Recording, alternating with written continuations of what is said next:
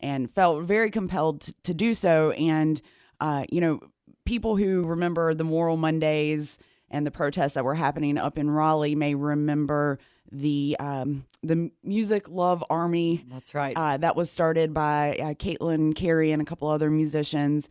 Caitlin, of course, with Whiskey Town, one of my favorite bands of all time. No doubt. So, they got together and, these are musicians who are also very socially active and believe in activism. And so they came together really quickly earlier this month. In like 4 days, they organized all these bands and sold out in 6 days. And they put on this really big all-day show, 24 bands, and it became the Stand Against HB2.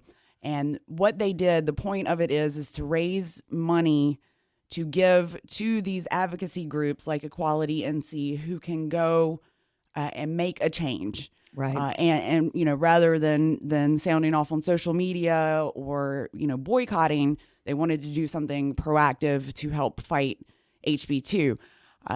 Because of the success that of this first concert, they have decided to take it on the road. And good news for us, they're coming here. Coming here, no doubt. July 31st, they're going to be playing at the Brooklyn Arts Center. Now, it is a little early to say for sure the exact lineup. Right. My understanding is that more than likely the love language will be involved. I can tell you at least what was at Hall River Ballroom earlier this month, and that was the love language. Of course, they're originally got their start here in Wilmington. Mm-hmm. Southern Culture on the Skids, legendary North Carolina band, been around forever. The Connells, right? And like I said, 24 bands played this first show. It's just a matter of, with this tour, who's available on these particular days. So they're hitting Winston-Salem, then Wilmington, then on to Asheville, and then Charlotte. This is, between June and September. And at each stop, the organizer who I interviewed said that he wants to bring in local bands. Right. So what you're going to end up seeing is this great mix of some of these, North Carolina-based bands who, have national acclaim, mm-hmm. some of our local bands that, everyone loves. Right. And maybe some people you've never heard before. So, again, this is, the money goes to help fight House Bill 2. It goes to these advocacy groups. And all these musicians are donating their time, I should say. There is a GoFundMe campaign to help the musicians offset the cost of travel.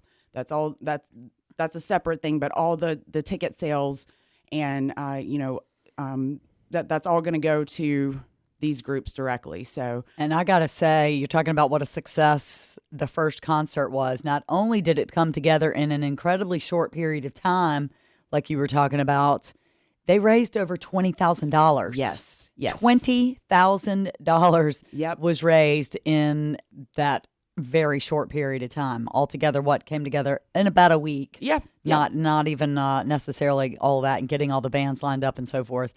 That is just phenomenal. Absolutely. And it really shows the dedication of the music community that they were ready to jump on board so quickly, so easily. I mean, you talk about, organizing a show with 24 bands. Right. That in itself is just an incredible feat. Right. Logistically. And the organizer said he just logistically, he was thinking, how are we going to move all this equipment and these people? And he said he was just amazed at how it was just so seamless and so positive. They had some, Democrat lawmakers who came, obviously people who voted against this bill. They had some people from the LGBT community. They had transgender people come and share their stories. And then, of course, this great music. So, a positive experience. And yes, absolutely. Thank you for mentioning that. That is quite a big chunk of change no doubt. To go towards these organizations. And so it's no wonder then they're going to kind of see what else they can do and take it on the road, so to speak, here in the state. Yes. It's the end of July. Is that when July the show 31st, is here? At the Brooklyn Arts Center. Perfect spot. Hillary's got the story up there, and there are links there to get involved if you would like to. Maybe you're a band or a musician in town that would like to perhaps get involved, or any other folks out there that have a vested interest in how this all goes, the story's got the appropriate links for you there. Right. And you can follow if you want, because they haven't released their full lineup and schedule. Obviously, this is going to be an all-day event. Right. So there will be a lineup and a schedule of when bands are going to perform. They've got a Facebook event page. So I have a link to that. You can keep updated. Tickets are only $20 in advance. I mean, we're talking about, at least a dozen bands, probably a lot more. Right. I will say there's some plans in the works, some talks with Merge Records and another big record label to possibly, this is not nailed down, right, but possibly bring in a very major headliner right. To perform as well. But, on top of that, you've got all these we have so many great bands here in Wilmington and then in North Carolina as a whole. Right. And so I think it'd definitely be a good show to check out when it comes through. Yeah, again, take a look at the story if you didn't catch all of that or want to know more or would like to get involved or follow any of these links. Hillary's got it all up for you there at portcitydaily.com. Pretty cool stuff to see the way so many of our musicians here in the state get involved. I was watched a part of that North Carolina Music Love Army as they evolved. They put together a record. Mm-hmm. We've got that record here. Yep. Some great music came from that too. Just nice to see. So anything else of note you want to highlight for this week or things coming?